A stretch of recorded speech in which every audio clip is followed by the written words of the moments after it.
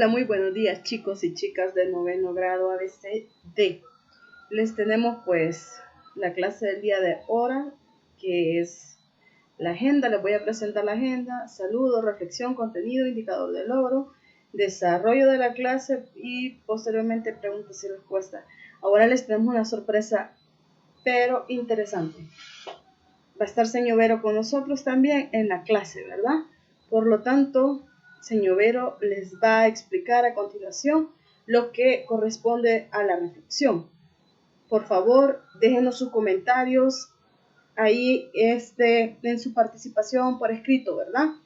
La reflexión que corresponde al día de hoy es sobre lo que es la resiliencia, capacidad del ser humano para hacer frente a las adversidades de la vida, superarse e inclusive ser transformados por ellos. Escuchemos a continuación lo que el señor Vero tiene que decirnos. Por favor, escriban sus comentarios acerca de la reflexión también. Hola, muy buenos días, noveno grados. Pues es un gusto saludarlo, ¿verdad?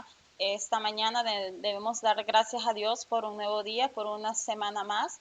Gracias por haberse conectado tempranito. Pues necesitamos que nos colaboren poniendo su comentario sobre la reflexión, mientras yo les doy mi punto de vista. Nos correspondió esta semana pues trabajar lo que es la resiliencia.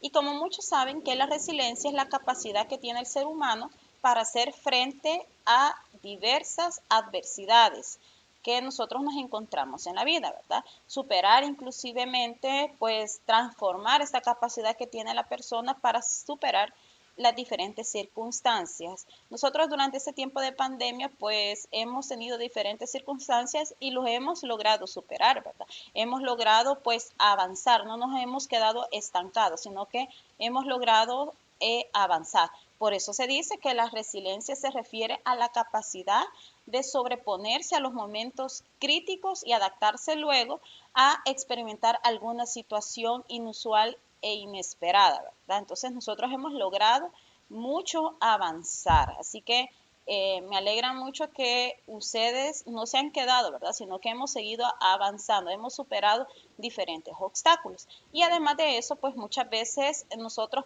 no encontramos estabilidad, ¿verdad? Porque la habíamos visto que era desconocida, pero el individuo pues descubre únicamente cuando se encuentra en medio de una situación difícil que se logra pues superar gracias a las posturas de lucha y de seguir adelante. Así que muchas gracias por su participación, pues vamos a leer los comentarios.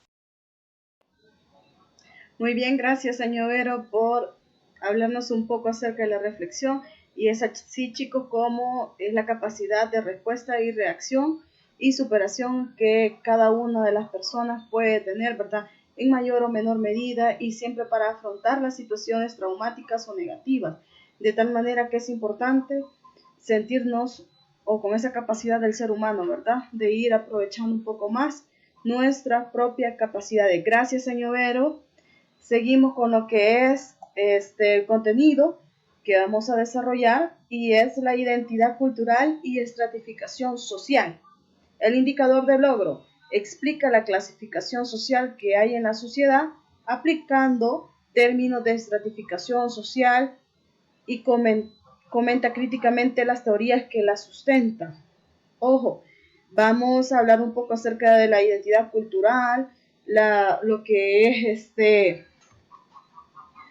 aparte de la identidad cultural, tenemos también el desarrollo de los mismos estratos sociales, la estratificación. Tenemos, aparte de todo, quiénes son estas teorías que sustentan esta estratificación social, ¿verdad?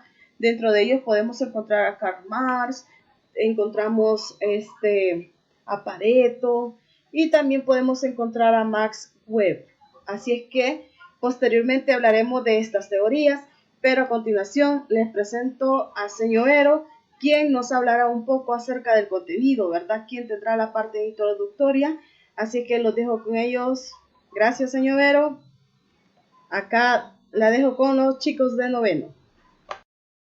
Hola, Bueno, pues seguimos acá, ¿verdad? Con el desarrollo del contenido, las culturas y la estratificación social.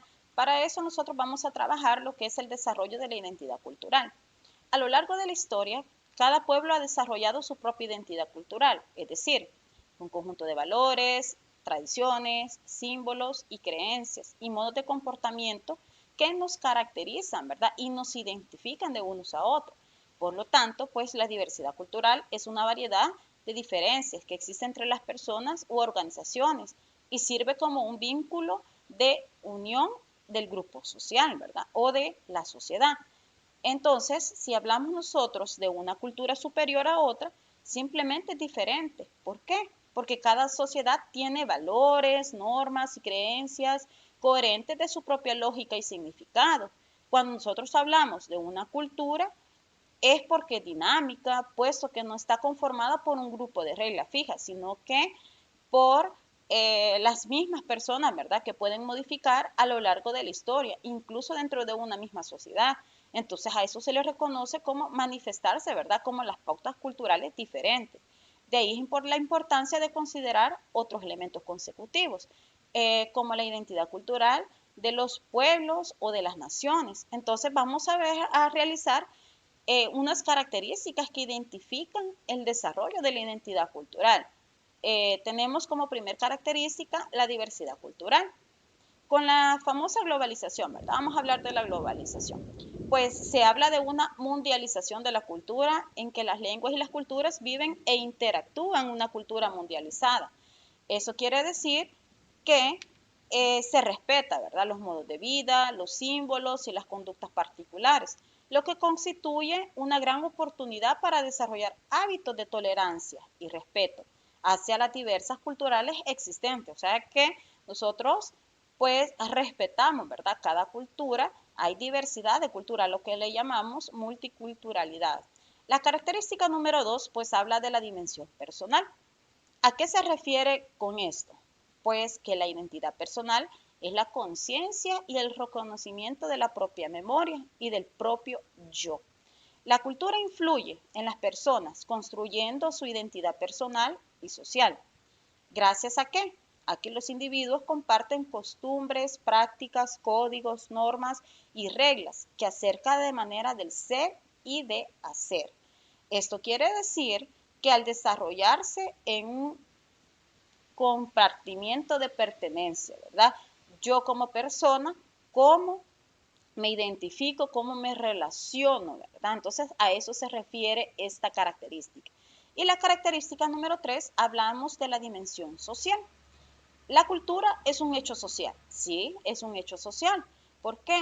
Porque corresponde con el conjunto, las formas y las expresiones de una sociedad determinada y se consolida con las normas, los comportamientos y el sistema de creencia que se institucionaliza.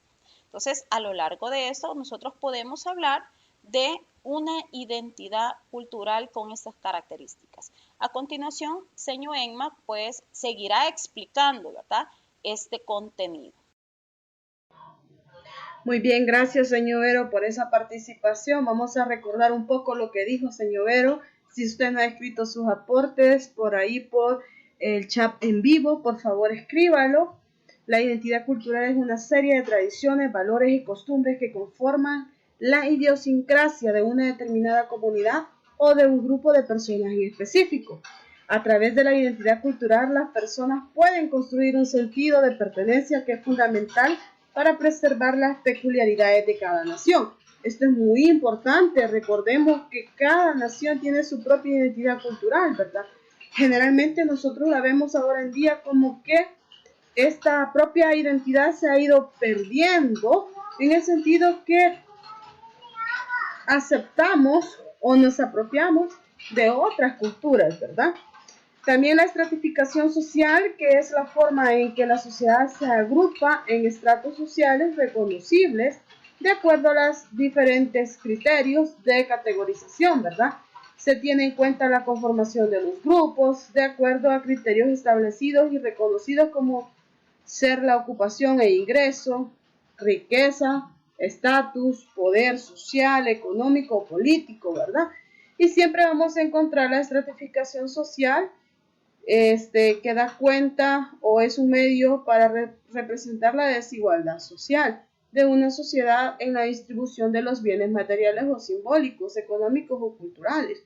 Si nosotros podemos observar siempre dentro de las clases sociales o la estratificación social, vamos a encontrar personas que se encuentran, pues, lógicamente, en un estatus social más alto y probablemente también tenemos personas que están en un estrato social mucho más bajo, ¿verdad? Continuamos. Estratificación y clases sociales. Tenemos que la forma en cómo están situados los individuos y los grupos dentro de las mismas relaciones sociales de producción, ¿verdad?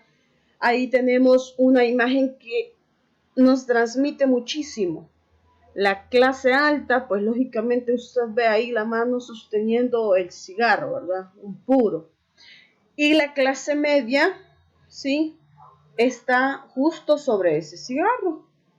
La clase más baja es la que está sin nada, incluso con pocos ingresos, ¿verdad? Que aparece ahí.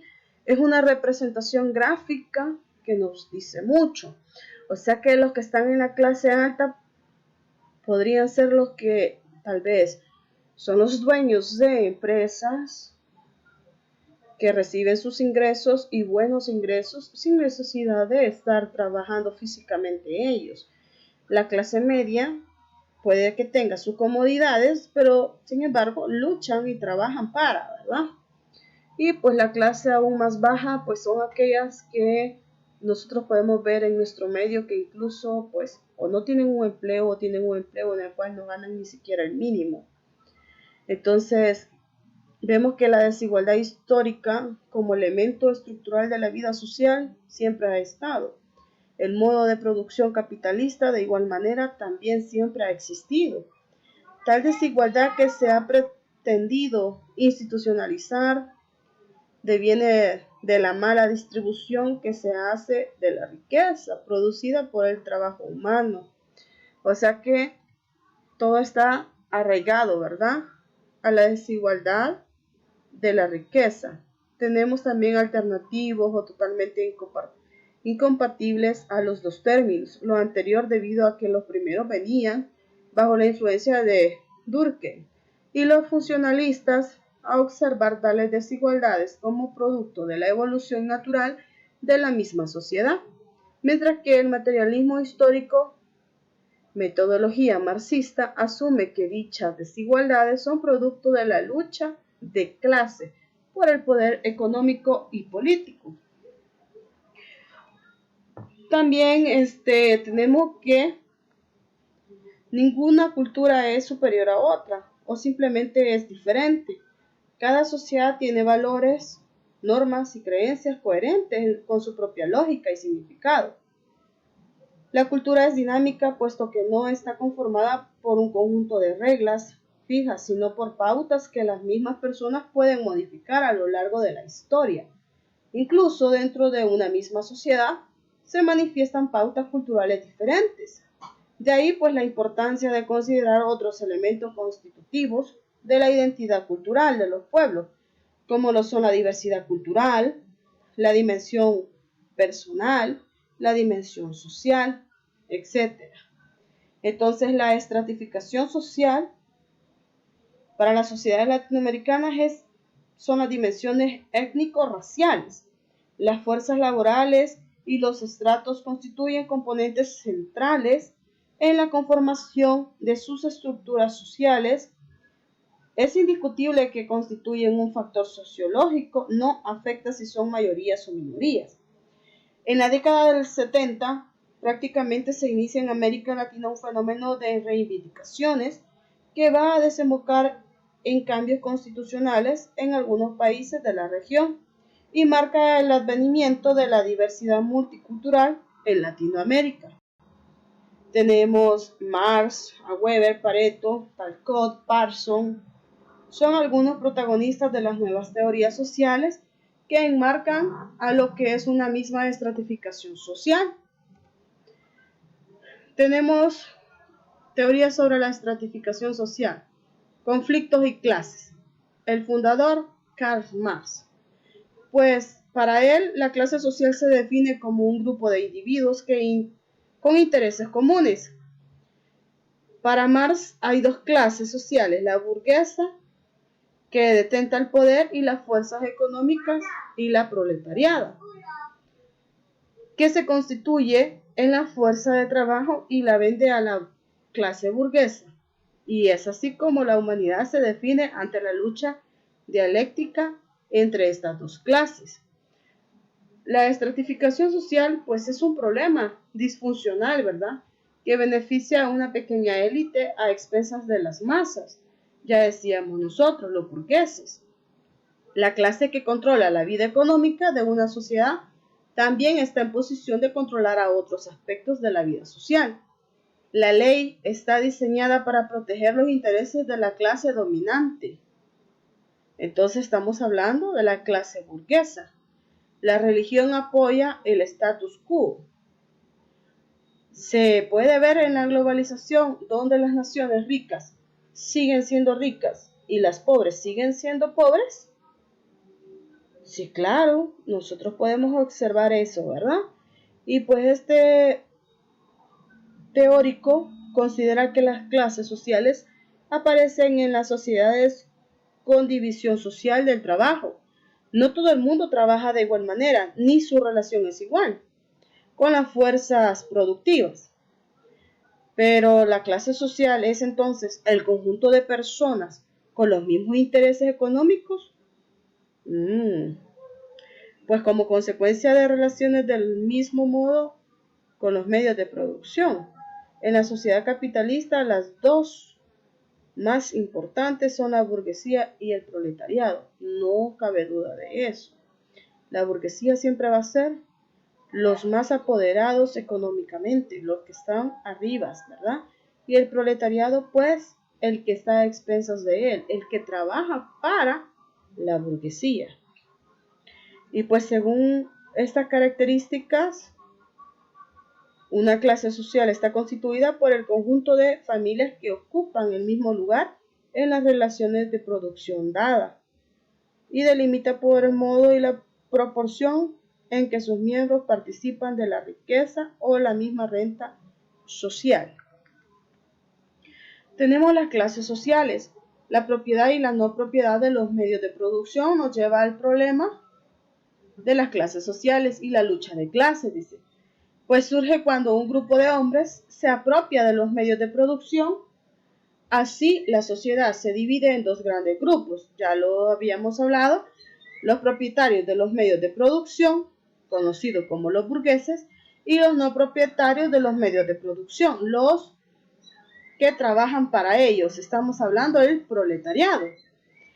Por el lugar, dice, que ocupan en un sistema de producción históricamente dado por su relación con los medios de producción, por el modo y la proporción en que perciben parte de la riqueza. Tenemos al otro teórico, al otro pensador, Max Weber. Prácticamente este lo dimensiona en distintos grupos, ¿verdad? Pero siempre relacionada en la estratificación social. Nos habla del estatus económico o las riquezas, del estatus político y el estatus social, que es el prestigio. Alcanzar uno de ellos no implica necesariamente alcanzar los otros. Puede ser que usted nada más alcance uno. La posición social es más complejo que lo pensado por Carlos Marx. No son excluyentes, sino que se refuerzan. Prácticamente para él el concepto de estratificación social implica que existe una jerarquía social, así como una desigualdad social estructurada. Las formas de estratificación social generalmente son las castas, los estamentos y las clases sociales. Pero si usted observa, sin embargo, él habla, se refiere a tres esferas, ¿verdad? La estratificación en tres esferas. Económica es la clase, social el estatus y la política el poder, ¿verdad? Entonces, pero dentro de todo ello también tenemos el estatus social, que puede ser de cuatro tipos. siempre en su misma teoría, que puede ser adscrito o asignado, que resulta de factores sociales como género y edad. Adquirido, que se basa en méritos o acciones, como en el caso de artistas, ¿verdad? Músicos, atletas, deportistas, etc. Objetivo es un estatus asignado por la misma sociedad, la cultura o por el grupo particular que es adquirido, por algunos criterios que lo determinan. Esto puede ser la riqueza, el conocimiento, la ocupación o las mismas características físicas. El subjetivo, el estatus que una persona cree tener sin poseer ninguna aprobación social o cultural, sin cumplir algún criterio que soporte el estatus que se cree poseer. O sea que el subjetivo es el que yo creo tener, ¿verdad? Sin poseer ninguna aprobación de nadie más. Bien, continuamos con teoría social de Pareto. Los principios. Estamos hablando que la sociedad se basa en los sentimientos de simpatía mutua entre los hombres que están conectados con unidades sociales. Los hábitos se imitan, pero no se puede explicar cómo nacen. Es un error que la ciencia lleve a absolutos y leyes necesarias e inmutables. La experiencia objetiva es el único juez que admite la ciencia. También Pareto demuestra la imposibilidad de dar reglas objetivas respecto a qué tipo de estado es preferible para una sociedad. Él habla del estatus social, el grado de riqueza que se valora no solo por la cantidad, sino también por sus orígenes, el nivel de instrucción. En muchos países latinoamericanos, el nivel educativo marca la diferencia de estatus. Y la utilidad funcional. Al individuo se le evalúa por su actividad laboral en la sociedad. La teoría de las élites es un grupo minoritario dentro de una sociedad y que tiene un estatus superior al resto de integrantes de la misma. También tenemos la restauración del antiguo modelo feudal, que fue lo que inspiró a Pareto en su teoría elitista. Todos somos desiguales, por lo tanto, construyamos una sociedad desigual, pero no entre todos, sino que los superiores son los encargados de construirla, los pertenecientes a la élite, y la consecución de un determinado modelo social de vida que se ha hecho luchando por los principios de la libertad, igualdad, etc., siempre reñido con las élites. Entonces es bien importante que nosotros tomemos todas las teorías de ellos, pues el término élite se utiliza en la mayor parte de las sociedades, ¿verdad? O comunidades para designar sectores minoritarios que presentan un estatus superior al resto de los integrantes de dichas sociedades. Muy bien, nos vamos a quedar hasta acá con las teorías. A continuación les presento pues unos cortos videos acerca de las teorías de estos pensadores, ¿verdad? Prestemos atención. En este video hablaremos de Karl Marx y del concepto de clase social, que son la burguesía y el proletariado, o lo que es lo mismo, hoy sí vas a entender la clase social según Marx. Obviamente como bibliografía voy a estar recomendando El Capital en su última edición de Siglo XXI Editores, que es bastante accesible y tiene un curso introductorio al comienzo. Para Marx, la clase social se define por la posesión, es decir, poseer o no poseer los medios sociales de producción. Entonces quedan como opciones quién posee esos medios y quienes no los poseen, siendo la burguesía, obviamente, quien posee los medios sociales de producción y el proletariado quienes no los poseen. Vamos a ver brevemente qué significa esto. Quienes poseen los medios sociales de producción son la burguesía, es decir, maquinaria, materia prima, etc. O el propio capital para comprarlas. Pero obviamente esos medios sociales de producción necesitan quienes los utilicen o los usen para producir, obviamente obreros. Y con su capital, la burguesía puede comprar la mano de obra al obrero y de esa forma apropiarse, explotar o alienar la ganancia o plusvalía que estos producen. Quienes no poseen los medios sociales de producción, es decir, ni maquinaria, ni materia prima, ni capital para invertir en ellas, son los proletarios. Así como burguesía venía de burgués o habitante de las ciudades donde se habían generado los primeros comerciantes y pequeños talleres que pasaron a ser luego la burguesía en el capitalismo. El proletario quiere decir, básicamente del latín, que tiene prole o que tiene muchos hijos, una característica de las clases subalternas de la época de Marx, y obviamente también hasta la actualidad en algunos sectores. El proletario no posee los medios de producción, únicamente posee su fuerza de trabajo. Por fuerza de trabajo nos referimos en general a su capacidad de trabajar, es decir, a su tiempo, a sus conocimientos, a su propio esfuerzo vital. Y vende esa fuerza de trabajo al capitalista o al burgués para subsistir. Es decir, para él no hay opción de elección, ya que debe llegar al día siguiente y, obviamente, procurarse un plato de comida, un techo, un refugio para él, vestido, abrigo para su familia. Por lo tanto, ¿cuánto cuesta la mano de obra del proletario? Lo que alcance para que subsista un día más. Y vendiendo su fuerza de trabajo, también se le apropia lo que él produce o el plusvalor o ganancia.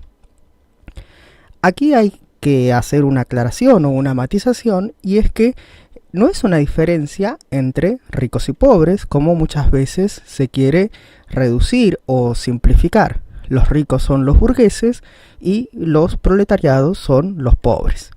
En realidad es simplemente de posesión o no posesión de los medios sociales de producción. Si alguien posee los medios de producción y puede vivir a costa del trabajo de otro, va a ser un burgués, por más pequeño burgués que sea. Por ejemplo, un pequeño taller con 3 empleados. No es una persona rica, adinerada o que ostenta grandes lujos ni ingresos, pero posee los medios de producción.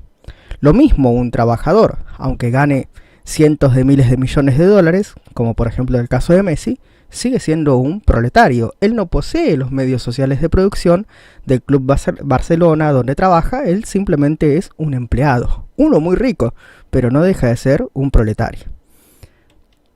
Tampoco es aquí una cuestión ni siquiera moral, aunque ya sabemos cuál es la clase de preferencia o predilecta de Marx.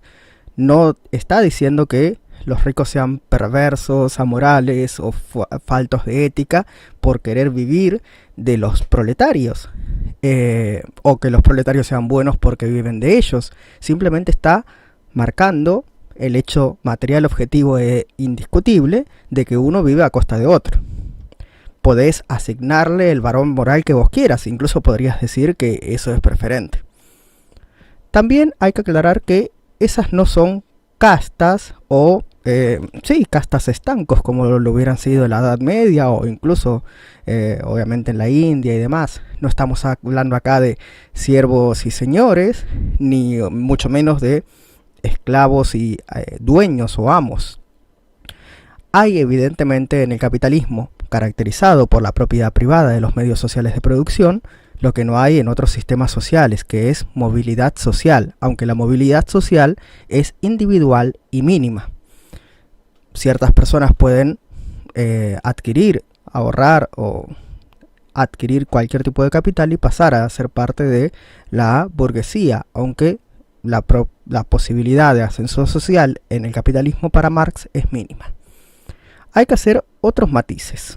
Por ejemplo, al interior de cada clase no es un sistema obviamente homogéneo. La única característica que unifica las clases es poseer o no poseer los medios de producción, y otra que vamos a ver más adelante. Recordarán que Marx había hecho una primera distinción entre trabajo intelectual y obviamente trabajo material. Es lo que primero diferenció, por ejemplo, sacerdotes de trabajador agrario. Y luego se verá, obviamente, por ejemplo, en la hoz y el martillo, las dos formas de trabajo manual en el campo y en la industria.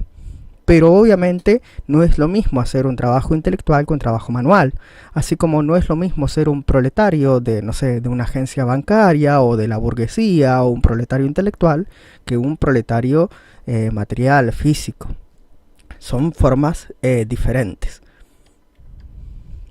Ahora, lo que principalmente caracteriza la diferencia entre burguesía y proletariado, además de poseer o no poseer los medios de producción, es su conciencia de clase. Acá obviamente Hegel Attack se ve el hegelianismo, bueno, de Marx, donde la burguesía es una clase en sí para sí y en sí para sí, con conciencia social de su pertenencia a una clase obviamente privilegiada y de defensa mutua de los intereses de dicha clase. Es decir, el burgués se sabe burgués y sabe que sus intereses como burguesía son los intereses contrarios del proletario. Cuanto más quiera ganar el burgués, menos va a ganar el proletario. Cuando más derechos tenga el burgués, más derechos deberán ser quitados al proletario, etc. Y obviamente actúan en consecuencia o en bloque. Ahora bien, el proletario son una clase en sí, porque no poseen los medios de producción, pero no son una clase para sí.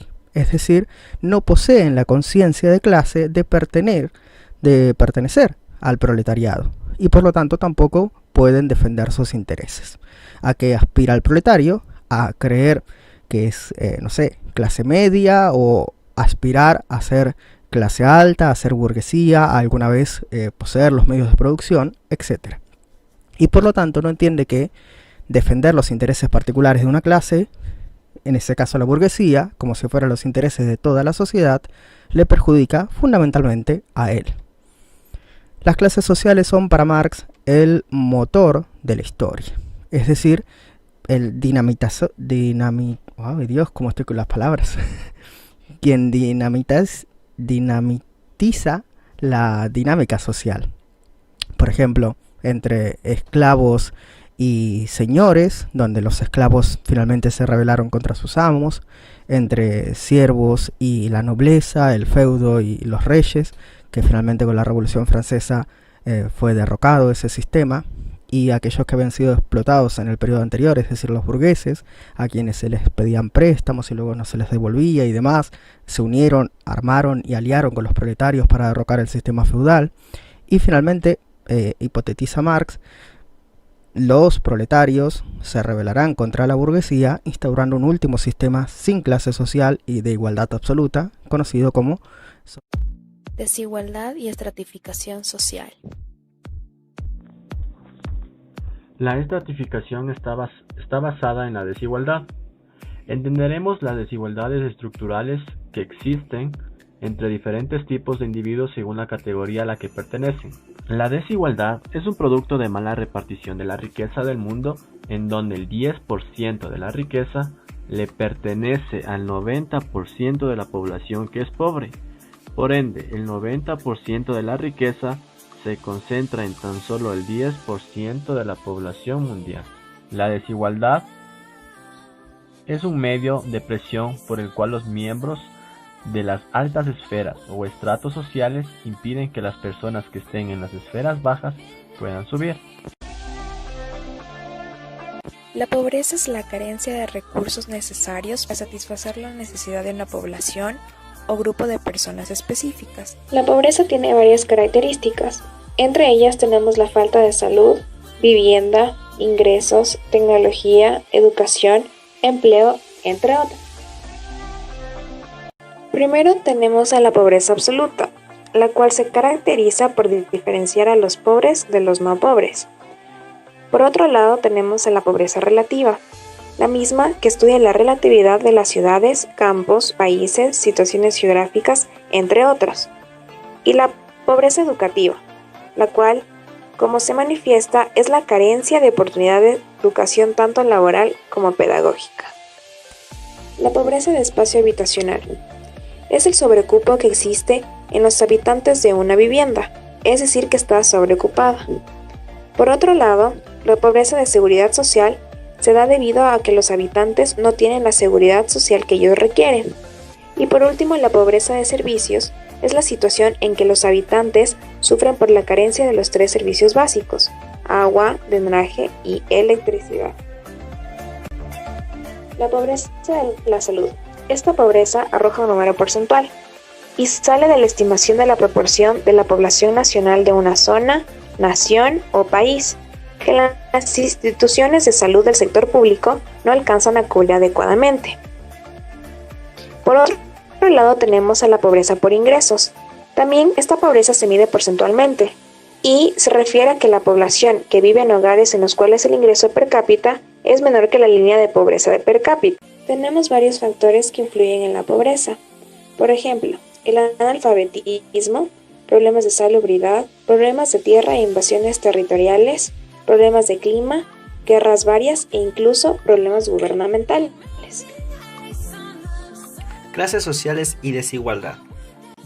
Clase social es una forma de estratificación social en la cual un grupo de individuos comparten una característica en común que los vincula social o económicamente, sea por su función productiva o social, poder adquisitivo o económico, o por la posición dentro de la burocracia.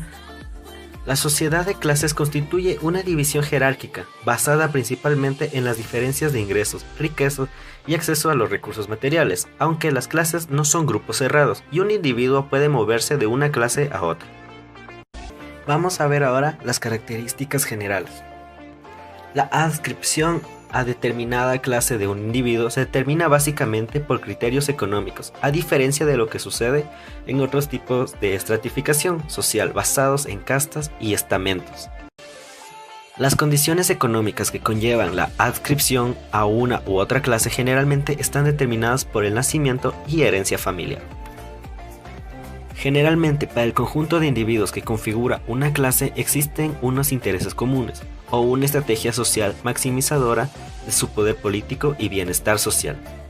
Para Karl Marx, las clases sociales pueden entenderse de 2 formas, sea como, en primera, grupos de individuos que se definen por una misma categorización de sus formas de relacionarse con los medios materiales de producción, y la segunda, en una conciencia de clases, entendida como la creencia en una comunidad de intereses. Las clases sociales, según Karl Marx, están divididas en burguesía financiera, donde pertenecen banqueros y propietarios de materias primas; burguesía industrial, donde están los propietarios de grandes empresas; pequeñas burguesías, donde pertenecen pequeñas empresas, pequeños propietarios o simplemente comerciantes. Además, tenemos la clase terrateniente, donde están los dueños de tierra; la clase campesina, donde pertenecen campesinos o las personas que están dedicadas a los cultivos; y también el proletariado, obreros de las fábricas y asalariados en general, que viven exclusivamente de su trabajo. Según Max Weber, está de acuerdo con Marx en que las clases sociales dependen de su capacidad adquisitiva de las mercancías en cuanto a valor de uso, y agrega también la posesión de los medios de producción, pero este autor realiza su definición no solamente por medio de las provisiones de bienes. Él también agrega 2 criterios más: la posición externa del sujeto y el destino personal del mismo. Tenemos la visión weberiana de luchas de clases. Tenemos la clase proletariada. Se define por la probabilidad de proveerse de bienes, obtener una posición externa a su fuente de ingresos y un destino personal. Las clases lucrativas, demarcadas por el valor que adquiere en el mercado de los bienes y servicios que proveen. Y clases sociales, en sentido estricto, reúnen los rasgos anteriores, pero por su ocurrencia típica a lo largo de las generaciones es la más parecida a un estamento. El bienestar es una subjetividad que puede tener representaciones diferentes en la mente de cada individuo, dado que el bienestar está íntimamente relacionado con las necesidades y gustos de las personas. Este hace referencia al conjunto de aquellas cosas que necesitan para vivir bien, como serían el empleo digno, recursos económicamente necesarios para satisfacer necesidades básicas. Las maneras para medir el bienestar. La primera es el PIB, el Producto Interno Bruto, ya que este nos indica el nivel de distribución de riqueza asociada con la población de cada país. La siguiente es el número de personas que pueden acceder a la educación, a la universidad. La tasa de alfabetización. La disponibilidad que existe de algunos bienes de consumo no dentro de las necesidades básicas, como la computadora, celulares, entre otros. El Estado es el encargado de buscar el bienestar de la sociedad. Este debe corregir las inequidades y proveer el desarrollo de servicios públicos para toda la población. Modelos de Estado de bienestar. El primero es el modelo socialdemócrata. Este modelo es universalista, basado en los derechos universales, la igualdad, en particular la noción de la solidaridad universal. El modelo corporatista. Este protege a la clase trabajadora y a sus familias de contingencias, como el desempleo, la enfermedad o la muerte de la cabeza de la familia. El modelo liberal. Este busca inferir lo menos posible en el funcionamiento de las leyes del mercado. Se trata en prever una mínima red de seguridad a los más desfavorecidos.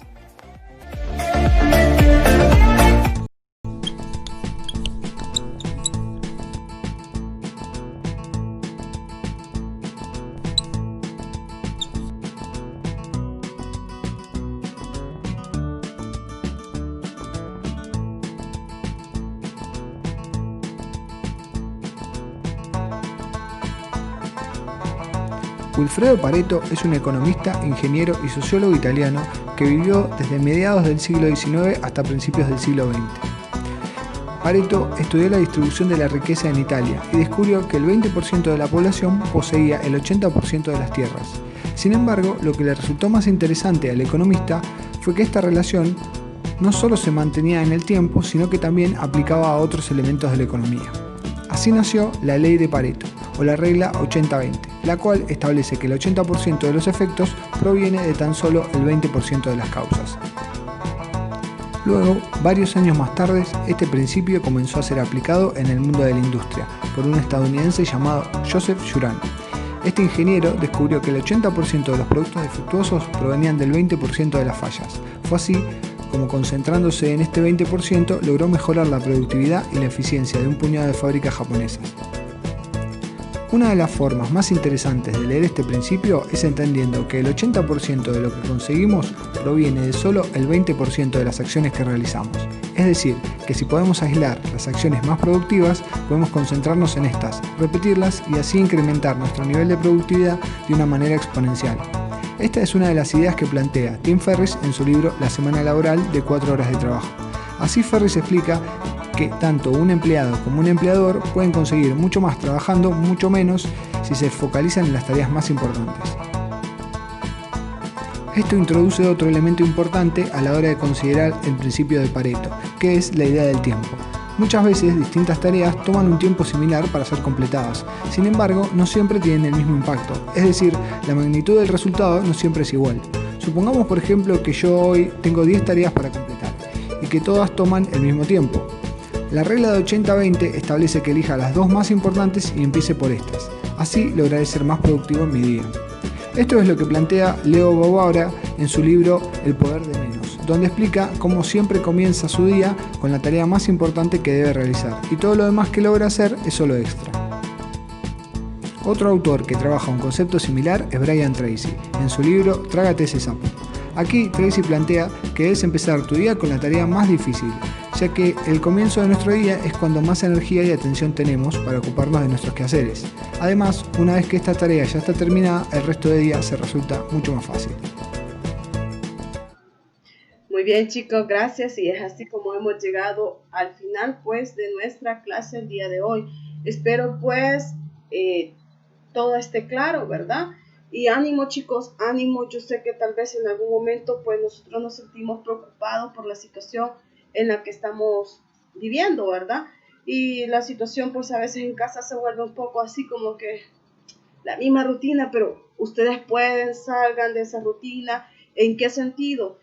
Mire, hagamos ejercicio un rato, planifiquemos lo que vamos a hacer al día, ¿verdad? Recordemos que también es un poco flexible en el sentido de que les pedimos que siempre estén en nuestras clases, pues dado el caso que nada más ustedes reciben 3 clases a diario, ¿verdad? Entonces nos da espacio como para organizarnos y poder jugar un poco incluso con nuestros familiares en casa, ¿verdad? Podernos divertir un rato. Así que ánimo chicos, no se desanimen, primero Dios, esta situación va a pasar. Yo sé que ustedes pues pueden lograrlo, ustedes hacen muy bien las cosas. De verdad que los quiero felicitar a todos los novenos, pues son luchadores y están perseverando constantemente, ¿verdad? Y eso se nota, se ve, así que los felicito grandemente. Son súper, pero súper especiales. Y ánimo chicos, ustedes pueden, vamos para el primer año del próximo, ¿verdad? Así es que con todos los poderes, como dicen. Y por favor chicos, tomen sus medidas, ¿verdad? Tomen sus medidas, lavémonos las manitas a cada rato, ¿verdad? Antes de comer y después y todo. De tal manera que nosotros pues mantengamos siempre nuestra salud al 100%. Y pues cualquier duda, consulta, pues acá estamos con señor Vero. Gracias señor Vero por la participación también en la clase, ¿verdad? El apoyo. Y pues aquí estamos. Si usted tiene una duda, puede acudir a señor Vero o puede acudir a mi persona, ¿verdad? Así es que gracias chicos por su constante participación en las clases y también por estar presentes en ellas. Se les agradece a los que se quedan hasta el final, ¿verdad? Bendiciones chicos, bendiciones. Nos vemos a la próxima.